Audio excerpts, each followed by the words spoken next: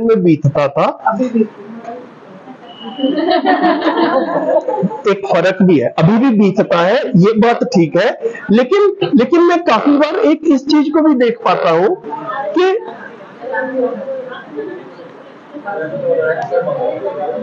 हाँ जी, हाँ जी, हाँ जी, हाँ जी, आप भी पब्लिकली बोलिए।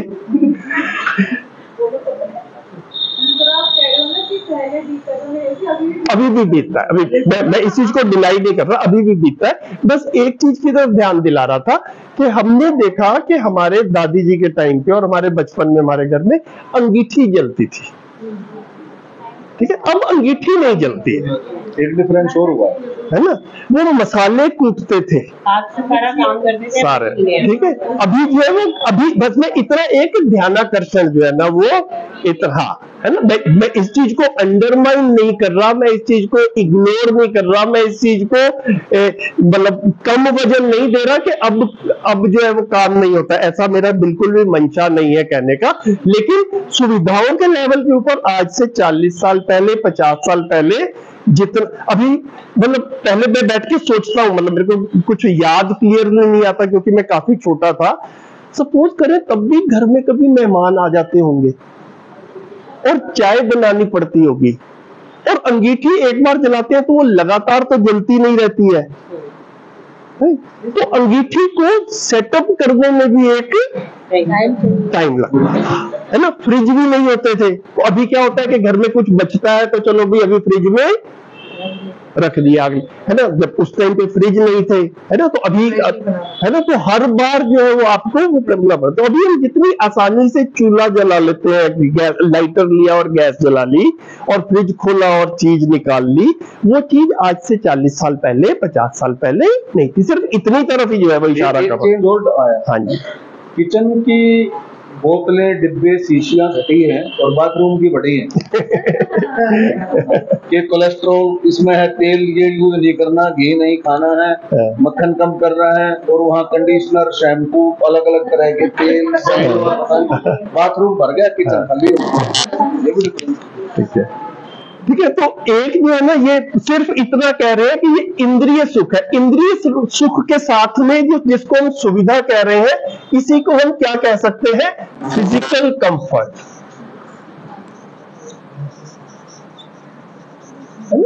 यही है फिजिकल कंफर्ट, कि शरीर से मेहनत कम करनी पड़ रही है, उतना ही है। मैं जैसे अपने में बताया कि जैसे जितनी मेहनत स्कूटर चलाने में लगती थी उतनी मेहनत कार चलाने में नहीं लगती है। उसका जो बैलेंस मेंटेन करके रखना है और जो आराम वाली, कंफर्ट वाली फीलिंग है, भाई एसी भी चला लिया, और अब स्कूटर पे तो एसी नहीं होता था, गाड़ी में एसी भी चल जाता है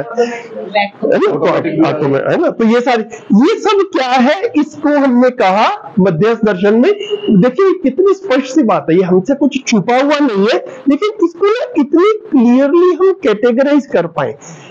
तो जिसको हम सुख कह रहे हैं, सुख का एक सिंपल सा परिभाषा के रूप में अगर हम देखें तो अच्छा लगना जिसको कह रहे हैं ना, हमें जब भी अच्छा लगता है तो उसको हम एक तरह से कह सकते हैं कि I am feeling better, I am feeling good, I am feeling happy, इसको एक सुख के रूप में लेके चलते हैं। तो जब भी इंद्रियों की तृप्ति होती है, जब भी इंद्रियां खुश होती हैं, मैं खुश होता हूं। कुछ अच्छा नजारा देखो, आप टूरिज्म के लिए जाते हो, पहाड़ पे गए, समुद्र के किनारे गए, उस सबसे क्या मिलता है, इंद्रिय सुख मिलता है, अच्छा कुछ देखने को मिला। ये जो है अपने में, इसको हम सुबह से शाम तक जो हम कर रहे हैं या जो हम योजनाएं बना रहे हैं, जो हमारे लाइफ के गोल्स हैं, उससे रिलेट करते हुए देखें तो एक जो है ना, इसको बोला इंद्रिय सुख। ये आदमी का, हर परिवार का सुखी होने के एफर्ट्स में एक पार्ट ये वाला रहता है, ठीक है। बस इसको भी पहचान रहे हैं, है ना। फिर इसके ऊपर डिटेल में डिस्कशन इसके बाद में करेंगे। इसमें से आवाज आ रही है? मुझे लग रहा है सिर्फ मेरी ही आ रही है, इसमें से आ रही है, ठीक है। हाँ, मेरे को लग रहा है मुझे थोड़ा जोर से बोलना पड़ रहा है। बोलना, हेलो हेलो, हेलो।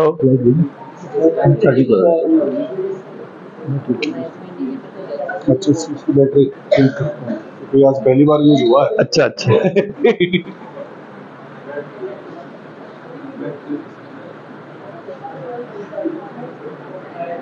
अभी इसको उतार दो फिर।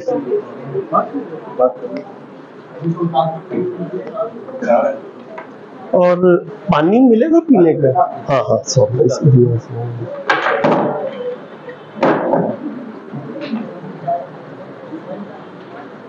नहीं उसको रहने दीजिए, वो मेरे ना पकड़ने का अभ्यास नहीं है, वो हैंड फ्री ठीक रहता है।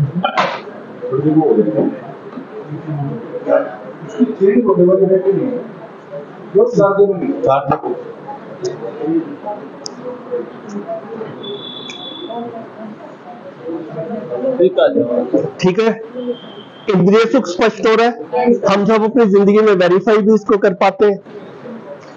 दूसरा जो सुख है इसको कह रहे हैं संबंधों में सुख।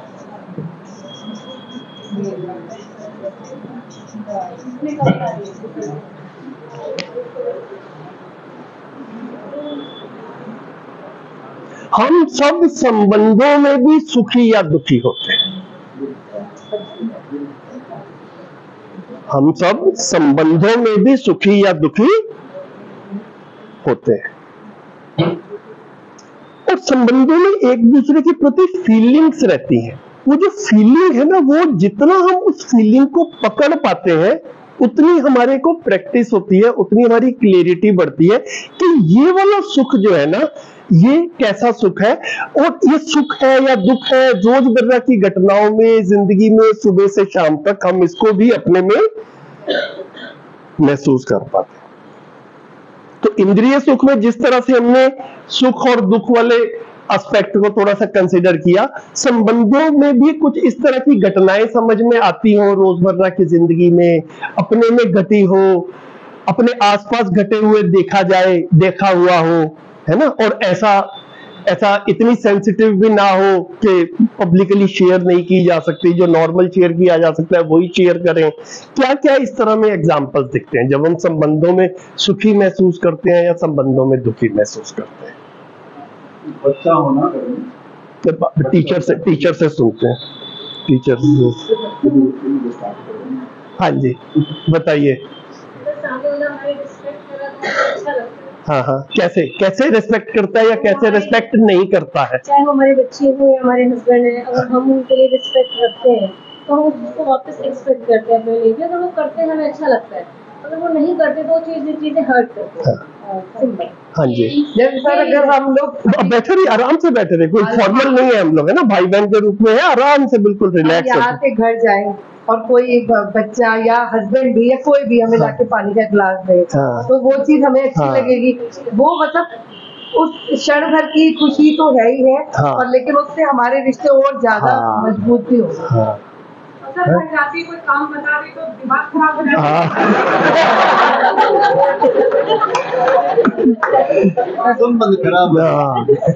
मैं तो एक चीज जो है ना, वो काफी, जब से हमारी शादी हुई है ना, हमारी शादी कोई 30-35 साल तो हो गए, 1990 में हुई थी, और उसके बाद में और भी बड़ी सारी शादियां देखी हैं, और हमारे बच्चों की शादियों के भी टाइम जो है वो आ चुके हैं। तो मेरी 2 बेटियां, एक की शादी हो गई है, एक की हो जाएगी जब भी अगले 2-4 साल में। तो जैसे अपने आसपास देखते हैं कि लोग बच्चे की शादी करनी है और कुछ देख रहे हैं अपने आसपास, तो एक में कॉम्प्लिकेशन जो है ना, जिनकी बेटियां हैं, और यहाँ पर भी काफी बहनें बैठी हैं, वो एक समस्या के रूप में ये देखता हूँ कि काफी सारे लोग को ये लगता है यार पता नहीं, वहां पर ना किसी घर में ऐसी एक्सपेक्टेशन रहती है कि भैया बहू आएगी तो नौकरी करे, वो तो चाहिए हमको, लेकिन घर तो संभालना ही है उसने। ठीक है, ठीक है। तो अभी जिनकी बेटियां हैं उनको ये बड़ा अन्याय सा लगता है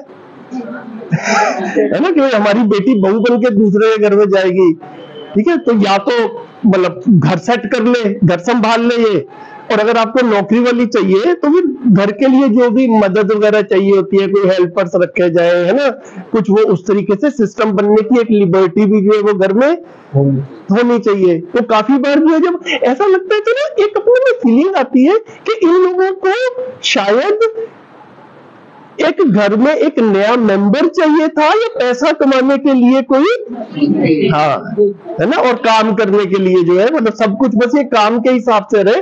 तो ये जो एक दूसरे के प्रति फीलिंग है ना, ये संबंधों में आहत करती है।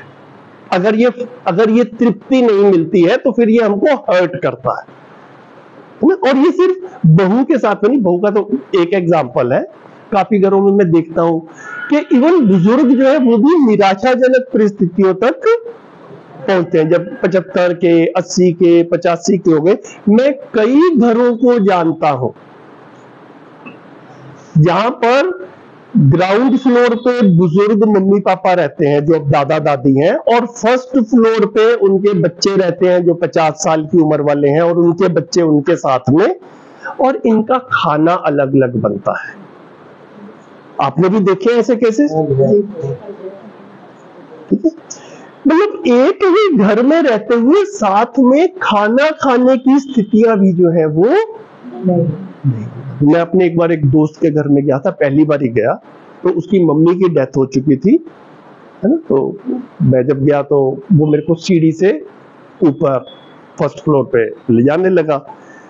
तो मैंने वैसे ही पूछ लिया कि सारा तुम्हारा ही है कि तुम्हारा फर्स्ट फ्लोर है? जैसे आदमी पहली बार जाता है तो पूछ, कहता नहीं है तो सारा हमारा, फर्स्ट फ्लोर पे पापा रहते हैं, मम्मी की तो डेथ हो चुकी है।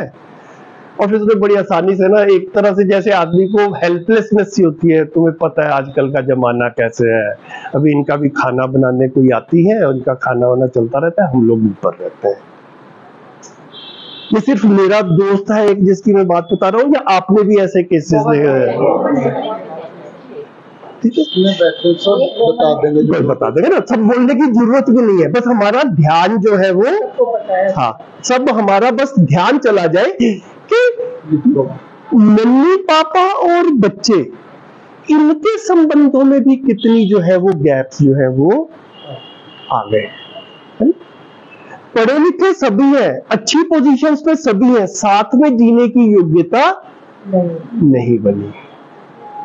अलग अलग तरीके से अपनी अपनी कंडीशनिंग हो चुकी है। ठीक है, तो उसमें आदमी एक दूसरे के साथ में ताने भी मार जाता है कई बार। अपने में कुछ ऐसा एजम्पशन है, अपने में कुछ बिलीफ है। मैं हापुड़ में एक शिविर था, ये वाला घटना मेरे को हमेशा याद आ जाती है। तो उनमें एक टीचर बहन थी, शिविर के दौरान ही उनका जन्मदिन भी आया। 8 दिन का शिविर रहता है तो 100 लोग होते हैं, तो किसी किसी का जन्मदिन भी उसमें आने की संभावना रहती है। तो उनकी फ्रेंड्स ने उनके लिए शाम को ऐसा केक वेक जो है वो मंगवा लिया, और मेरे को नहीं पता था। तो 6 बजे जब शिविर खत्म हुआ तो उन्होंने कहा कि भैया 5 मिनट और दीजिए, आज इनका जन्मदिन है, तो एक इनको जन्मदिन का शुभकामना भी जो है वो, ठीक है। तो जो भी उनको हैप्पी बर्थडे सॉन्ग गाया गया, ताली सी बजी, उनको भी बोला कि भैया आप भी आके थोड़ा सा अपना शेयरिंग करो। तो वो आंसुओं से रोती हुई बोली कि मेरा जन्मदिन शादी के बाद ही मेरे पति ने मनाना शुरू किया, और फिर बच्चे हुए और बच्चे बड़े हुए तो वो जन्मदिन भी जो है वो बढ़ते गए। तो जब मैं पैदा हुई थी तो मेरे पैदा होने के काफी लंबे समय तक मेरी दादी ने मेरा मुंह नहीं देखा था, क्योंकि दादी को पोता चाहिए था और मैं आ गई और दादी निराश हो गई थी। किस किस ने अपने ही घरों में लड़का लड़की के प्रति भी इस तरह के भेदभाव की फीलिंग्स जो है वो महसूस की है? सुनने में आता है ना। सुनने बहुत होता है, ऐसे बहुत होता है। जैसे मेरी 4 सिस्टर है, हाँ। मेरी जब बेटी पैदा हुई, हाँ जी। तो मेरी सास बोली कि पहले कम थी जो और आ गई, पहले कम थी जो अब, मैंने बोला ये मेरी तो पहली है। एग्जैक्टली तो ये है ना। अब ये सुनने से दीदी सुखी हुई या दुखी हुई, है ना। ये अपने ही घरों में हो रहा है और संबंधों में हो रहा है, कोई अजनबी कोई स्ट्रेंजर नहीं कर रहा है ना।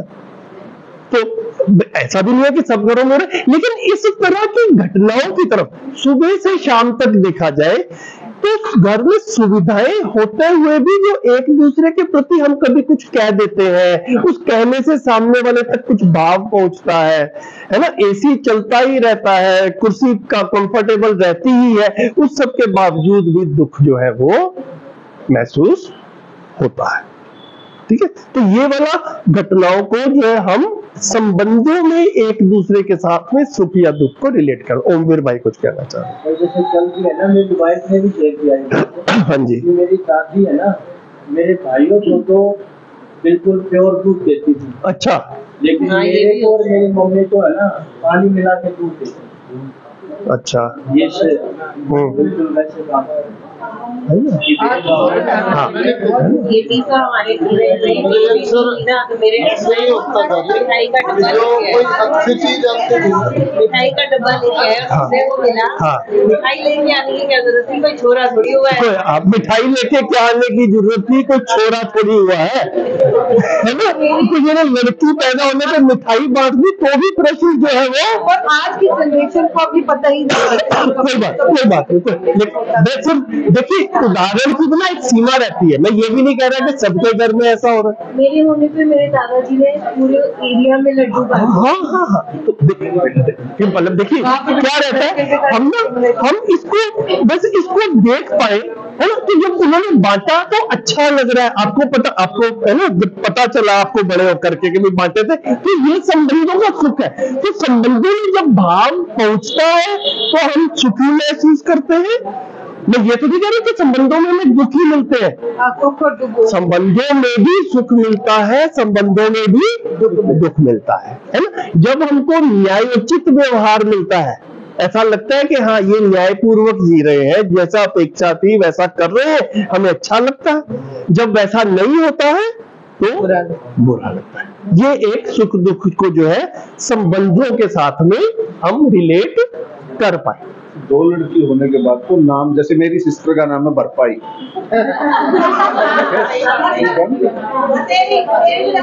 बरपाई, बतेरी, ये नाम रखते थे। मतलब इस तरह ईश्वर को मैसेज दे दे कि भाई साहब बहुत हो गया। अच्छा, अभी भी नहीं बदला है। हाँ। अभी सिर्फ बदला है उसके पर्यायवाची आए। अच्छा। भरपाई का नाम बदल के हो गया है अंतिम, अंधी, अच्छा, काफी। अच्छा, ये बच्चियों के नाम है। अच्छा, ओके। तो देखिए हमारे घर में जब गाड़ी आई ना, पीछे पे नाम लिखवाने का फैशन था। मेरी 2 बेटियां, उनके नाम लिखवाए गए। घर में लड़ाई हुई, लड़कियों के नाम भी क्या गाड़ी पे लिखे जाते हैं, ठीक है। लड़कों का हो तो उसका नाम। ठीक है, तो मैं कह रहा हूँ जिस तरह से यहाँ पर इंद्रिय सुख में भी हमको सुख और दुख दोनों दिखता है, नहीं। अब दोनों दुख दिखता है इन द सेंस, कहीं पे गए आप और एसी नहीं चल रहा और गर्मी बहुत लग रही है तुमको, है ना, तो ऐसा बुरा सा भी लगता है यार, अनकंफर्टेबल सा लग रहा है, नहीं। तो और हमको अच्छा भी लगता है जब वो इंद्रियों को तृप्ति मिलती है। इसी तरह से यहाँ पर भी दोनों होता रहता है, ये हम देख पाए, बस इतना कह रहे हैं। मैं ये नहीं कह रहा कि इसमें दुखी मिलता है या सारे ही एक दूसरे को दुखी कर रहे हैं। इसमें भी सुख भी मिलता है और इसमें भी दुख भी मिलता है। ये हमारा ध्यान इस तरफ बस चला जाए। ये दोनों अलग अलग सोर्सेज है हैप्पीनेस के, इस तरफ जो है वो ध्यान दिला रहे हैं। जैसे कि आप, जैसे मीठे की बात हुई, किसी ने मीठा खाया तो आपने मीठे का टेस्ट या उसका सुख कितनी देर तक रहेगा? थोड़ी देर, जितनी देर तक उसका स्वाद है, 5 मिनट 10 मिनट तक रहा। अभी आप टीचर्स हो, आप लोगों के साथ में कभी कभी ऐसा होता ही होगा कि आपसे पढ़ के कोई बच्चा किसी अच्छे कॉलेज में उसका एडमिशन हो गया, इंजीनियरिंग मेडिकल में हो गया, या वो बाद में कुछ बन गया, 5 साल के बाद में, 10 साल के बाद में, 15 साल के बाद में वो आपके पास में कभी ढूंढता आया और आपको आके सिर्फ उसने, आप एक क्लास से निकल के दूसरी क्लास में जा रहे हैं और उसने बीच के 1 मिनट में पकड़ के सिर्फ ये आपको बोला कि मैम बस मैं आया हुआ था और आपसे मिलने का मन था, आपने अच्छा पढ़ाया, हम जिंदगी में कुछ बन गए, आपके प्रति कृतज्ञता व्यक्त करने का मन था। ठीक है, अब वो ये 1 मिनट में बोल के चला गया। अब ये अच्छा लगा या बुरा लगा? अच्छा लगा। इसमें इंद्रिय सुख कहां पर है? है ना? तो ये इंद्रिय सुख नहीं है, इसका दूसरा नाम लिखा भाव मूलक, है ना? इसमें कोई भी वस्तु नहीं है, सीधा सीधा क्या है?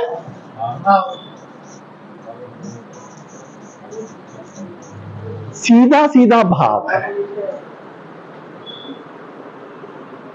ना? ये भाव कम्युनिकेट होता है तो अच्छा लगता है, ये भाव रिलेशनशिप में मिसिंग होता है तो बुरा लगता है।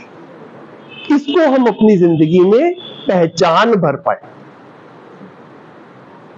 अब प्रश्न उठता है, हमारी जिंदगी के ज्यादा दुख इधर से आ रहे हैं कि इंद्रिय सुख की तृप्ति नहीं हो रही, या इधर से आ रहे हैं? और हम सुबह से शाम तक काम किसके लिए कर रहे हैं?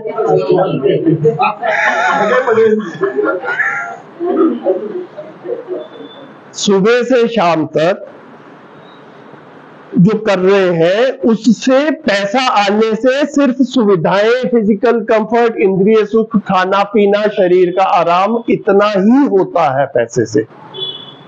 ठीक है, पैसा आने से भाव तृप्त हो जाता हो ऐसा नहीं होता। ऐसा हम आगे अपने परिवार को देते हैं तब होता है, है ना? लेकिन अगर ऑटोमेटिकली हो जाता होता तो जितने पैसे वाले हैं वो सारे सुखी ही मिलते। और हम भी आज से पिछले 20 या 30 साल पहले की अपनी स्थिति को, फाइनेंशियल स्थिति को आज से कंपेयर करें तो फाइनेंशियली तो हम सब आगे बढ़े हुए हैं। ठीक है, ये भाव वाला भी सुख उतना बढ़ गया हो ऐसा हमको दिखता हो, है ना? ऐसा भी फील नहीं होता है। तो ये एक दूसरे में ऑटोमेटिकली होने वाला नहीं है, इसके लिए भी मेहनत करने की जरूरत है। इसको नेग्लेक्ट नहीं करना है, इग्नोर नहीं करना है, लेकिन सारी मेहनत इसके लिए करनी है, ये एक अधूरा कार्यक्रम है। ठीक है, ये हैप्पीनेस का एक डीपर सोर्स है ना? इसको एक दूसरी तरह से भी कहा, इसको कहा मोमेंटरी हैप्पीनेस।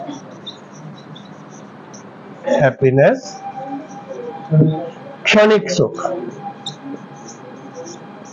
ये जो इंद्रिय सुख था, और इसको बोला दीर्घकालिक सुख,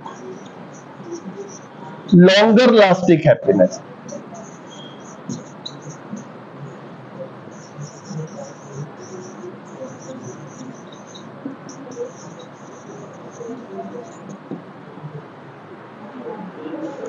है ना? जैसे वो बच्चे ने बोला कि आपकी वजह से ही मैं जो कुछ बना हूं सो बना हूं।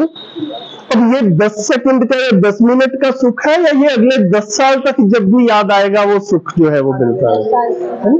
ये कंटिन्यू है ना? घर में मेरी केयर होती है, घर में आई एम वैल्यूड, है ना? ये वाली फीलिंग होती है तो सुख होता है। और ये बोलेगा यहाँ तो जो मर्जी कर लो, किसी ने कदर नहीं करनी हमारी, है ना? अगर ये वाली फीलिंग होती है तो अब ये तो निरंतर दुख वाली ही बात है। ठीक है, ये सुख और दुख की ये बारीकियां हम लोग शिक्षा में या अपब्रिंगिंग में, पेरेंटिंग में हैंडल नहीं कर पा रहे हैं, क्योंकि हमारी अपनी भी क्लियरिटी इसके बारे में कम से कम मेरी तो नहीं। जब तक मैं ये जॉब्स वगैरह करता रहा, है ना, मैंने आपको बताया कि 1994 से 2003 तक मैं प्राइवेट सेक्टर में था, और जब मैं 2003 में था तो मैं 40 साल का था। तो एक पढ़ा लिखा सीनियर पोजीशन पे पहुंचा हुआ आदमी जिसकी 40 साल की उम्र हो चुकी है, उसको ये लग रहा था, जो कि आप भी कई लोग कह ही रहे हैं कि खुद को भी लगता है कि यार कुछ जो है ना वो इनकम्प्लीटनेस सी है लाइफ में, जितनी तृप्ति के साथ में जीना चाहिए, जितनी मेहनत की है उतना रिजल्ट मिला नहीं है। फीलिंग 40 की बात ही आती है 40 से पहले तक ये लगता रहता है कि मुझे कुछ तो मेहनत, 40 से पहले तक ना मुझे देखो, मैं जब अनुमान बनाया, मैंने अपना एनालिसिस, कुछ समय तक तो ना आदमी ये सोचता है कि देखो कुछ रिजल्ट पाने के लिए मेहनत तो करनी पड़ेगी, तो अभी तो मेरा मेहनत वाला फेज है। जैसे आप बच्चे को भी क्या कहते हो, बेटा पढ़ ले, बच्चा कहता है मेरा पढ़ने का मन नहीं लगता, आप कहते हो फिर भी तू पढ़ ले, अभी बेशक तेरा मन नहीं लग रहा लेकिन बाद में मन लगेगा। फिर एक स्टेज आती है कभी तो बच्चा कहता है कब तक मेरा मन नहीं लगेगा, कभी तो अच्छा भी लगना चाहिए ना, है ना, मतलब बस मेहनत ही करता रहूं, मेहनत ही। तो ये जो हमने, आप सबने भी, हर व्यक्ति करता ही है, उसको लगता है कि पहले पढ़ाई में मेहनत कर ली, अब जॉब में मेहनत कर लूंगा, कुछ संबंधों में भी मेहनत कर लूंगा, इवेंचुअली किसी अच्छी स्थिति पे पहुंचूंगा। किसी पॉइंट पे जाके फ्रस्ट्रेशन आती है। 40 के बाद ना हम एक्सपेक्ट करने लग जाते हैं, हमने 40 तक बहुत मेहनत, मैं अपना ही बता सकती हूँ, हमने 40 तक बहुत मेहनत करी, हम बहुत खुश थे। एक एज के बाद ना हम एक्सपेक्ट करते हैं बात की थोड़ा सा, फिर वो वहां से थोड़ा सा। तो क्यों करते हो एक्सपेक्ट? एक सेकंड, हाँ, एक्सपेक्ट मत करो, एक एज पे पहुंच गए अब क्यों करते हो? देखो दो चीजें हो सकती है। अब यहाँ पर तीसरा वाला सुख आएगा, एक्सपेक्टेशन की वजह पहले से बच्चे को भी होती है,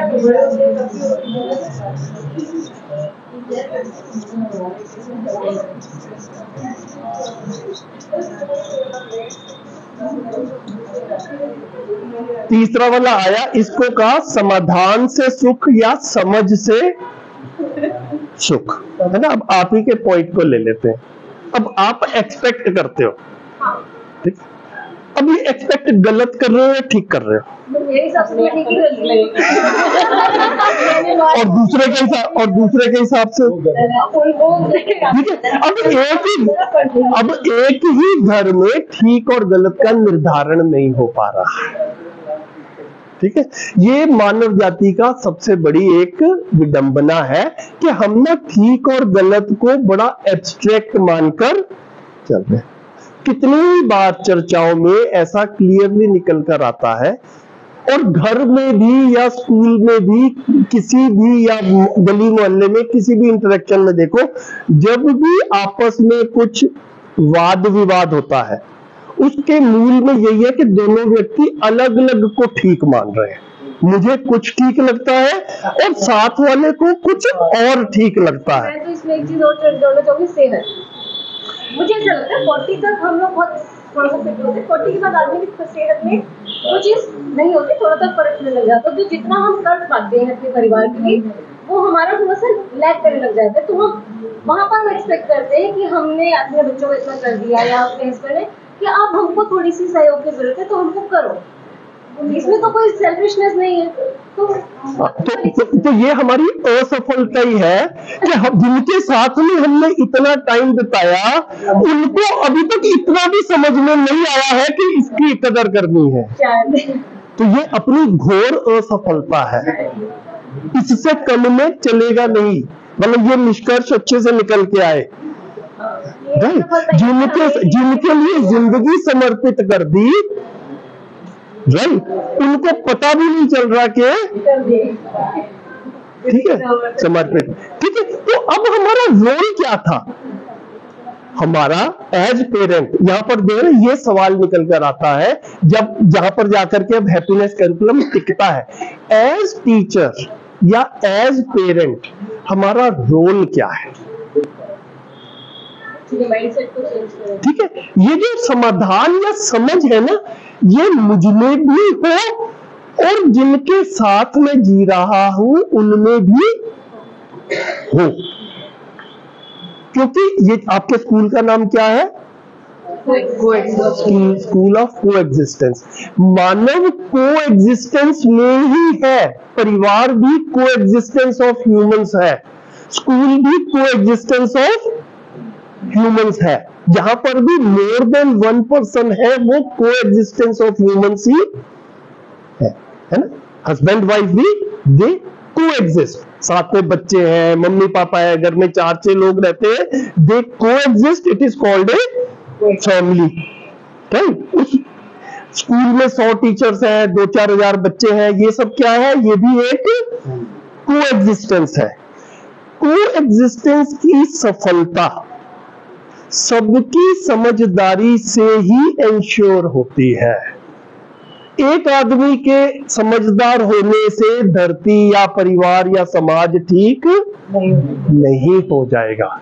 ये समझदार आदमी ही इसको समझता है और फिर सब समझदार हो इसके लिए उसकी मेहनत शुरू होती है। तो फिर ये समझदारी तो सब कहते हैं हम समझदार हैं, सामने वाला कहता है मैं समझ। बिल्कुल बिल्कुल। समझदारी भी कौन डिसाइड है ना? तो ये कंटेंट जो है, देखिए आप जो सवाल कर रहे हैं ना, ये बड़े बुनियादी सवाल है। इन्हीं सारे सवालों से जूझते हुए हम लोगों ने पिछले कुछ साल लगाए हैं, नहीं? और आपको इतना सत्यापन कर सकते हैं, अपना सेल्फ डिक्लेरेशन कर सकते हैं कि ये सारे सवाल हम भी पूछते ही थे, नहीं? अब सिर्फ सवाल पूछने से ज्ञान नहीं हो जाता है ना? समझने के लिए मेहनत भी करनी पड़ती है। हमारे साथ में क्या हुआ, हमने जिंदगी के 5 साल इंटेंसली इसको समझने के लिए लगाए हैं और ऐसा लगता है कि ये लगाने की आवश्यकता भी थी। आप लोग भी अपने में निर्णय लेंगे, ये आप ही का इंडिविजुअल फैसला होगा। करमवीर जी आपको फोर्स नहीं करेंगे और कर पाएंगे भी नहीं, डिपार्टमेंट भी आपको फोर्स नहीं करेगा और कर पाएगा भी नहीं। आप ही इस चीज का निर्णय लेंगे कि क्या ये क्लैरिटी लाने की मेरी जरूरत है भी या नहीं है। ठीक है? सब अपना अपना ठीक अपना अपना मानते हैं, ऐसा हमको दिख रहा है, ये बिल्कुल ठीक बात है।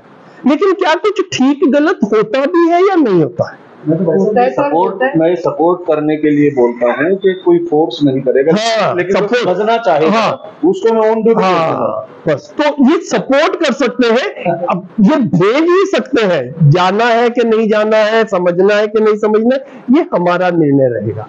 तो प्रश्न होना अच्छी बात है, प्रश्न का हल होना ही समाधान है, प्रश्न का हल होना ही यहां पर क्या कह रहे हैं, ठीक और गलत कुछ होता है,